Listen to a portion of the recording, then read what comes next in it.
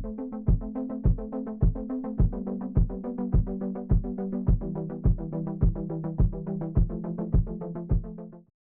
going on, everybody? I'm Micah. I'm Gianmarco, and this is Talks from the Hive. On today's episode, we're going to be talking about whether or not franchises water down the movie-going experience. For sure, that's a great idea. It's a great point. I think as a lot of people may know, franchises. Let's give a brief definition of franchises. For some who might not know. So a franchise is kind of like the story, but through many movies. Like a prime example is Mission Impossible.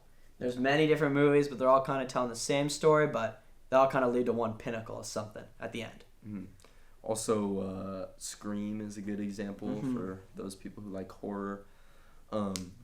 Scream was originally just a standalone movie, but now there's like 7 of them or something. I think I just saw one released recently. I know. It's essentially the same sort of plot with the killer, but just told a bunch of different times over and over. And that's kind of what we're here to talk about, because honestly, I feel like franchises are becoming sort of this negative thing, and they're, like I said, they're watering down the movie-going experience. Yeah, I think with the movie-going experience, movies are becoming just repetitive. Everything's the same. It's so repetitive. I think. What's the point, do you think, where a movie franchise becomes too much? So I think trilogies can be nice, like The Godfather. The Godfather, great trilogy. There's a bunch of great trilogies out there. Even just like having one sequel is great. But I think 4 is pushing it. But I think after that, it's really just a money grab. Yes. It's not even because you start seeing. Oh, I didn't mean to interrupt you. But you start seeing, like, is there even a story anymore? Or are you just making movies to just I want more? Like, it's a money thing. It really is. It's studios. They're using the same characters and formulas because it's like, oh, we're guaranteed money, right? Mm-hmm. Because instead of new ideas, audiences are just getting sequels, prequels, reboots, spin-offs. It's like... Definitely. Sure. I think a good point is Fast and Furious. In the beginning of the movies, it was just street racing. That was kind of like the prime core of the movie, is that was like in streets. And then you start going through all these movies, and you're on like the 6th one, and they're racing cars on an ice sheet in like a Russian... Like, what am I watching at that point? Like it strays away from the real main point of what the movies are meant to be. And I think another thing is movie theaters used to surprise audiences. Oh, yeah. That was one of the great parts about going to the movies. And you now didn't know what was gonna happen. And now it's you know what you're getting into. Oh, I'm watching another Scream movie. It's gonna be a killer. He's gonna kill everyone. Exactly. It's gonna get stopped. The creators of these movies start running out of ideas, and they don't even know what to make anymore. It's really, and I think another thing that's honestly really horrible about this is when you have movie theaters that are so dominated by these franchises, you're taking away from the smaller standalone movies that are coming out, and a lot of those movies are really great and much better. I know people put their heart and soul into those movies, and it's like you're comparing that to Scream or Jurassic World or one of these.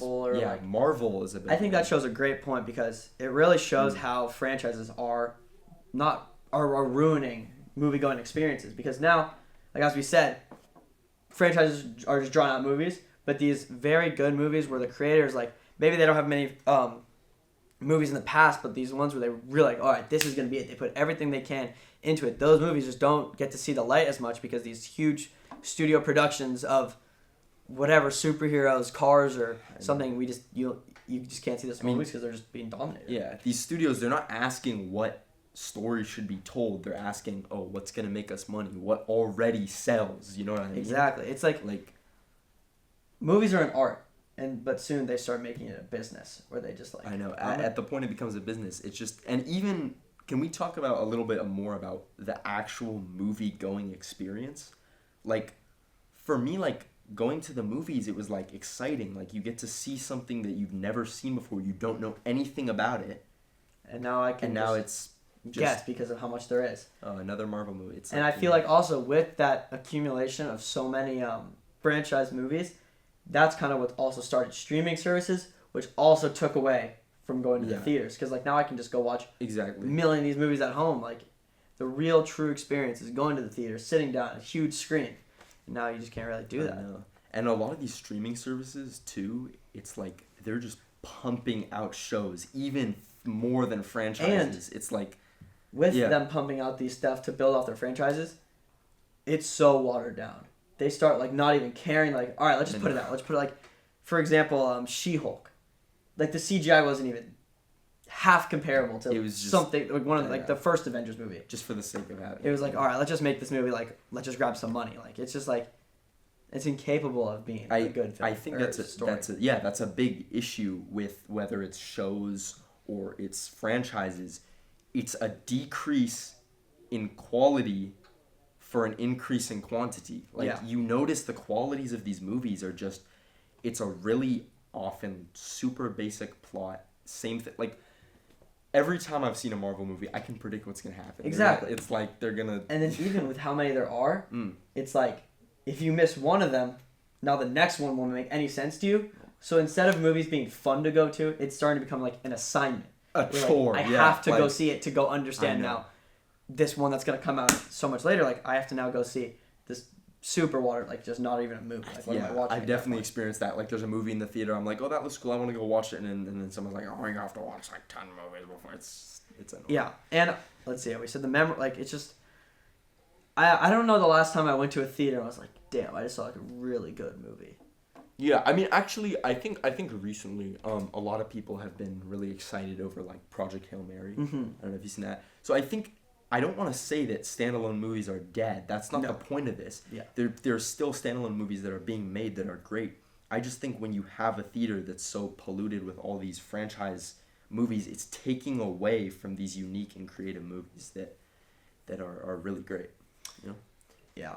I think even with Project, it just came out, so we don't know what they're gonna do with how popular it was. But I think it's a good example of a new movie being shed light and people like actually going to watch it, and people going to watch it so like everyone can see how good it was. And now it's a smaller movie, but still very good. Yeah, and I think I do want to say, I'm not saying that all franchises are just evil and bad, because I know that kind of sounds like what we've been painting it to be.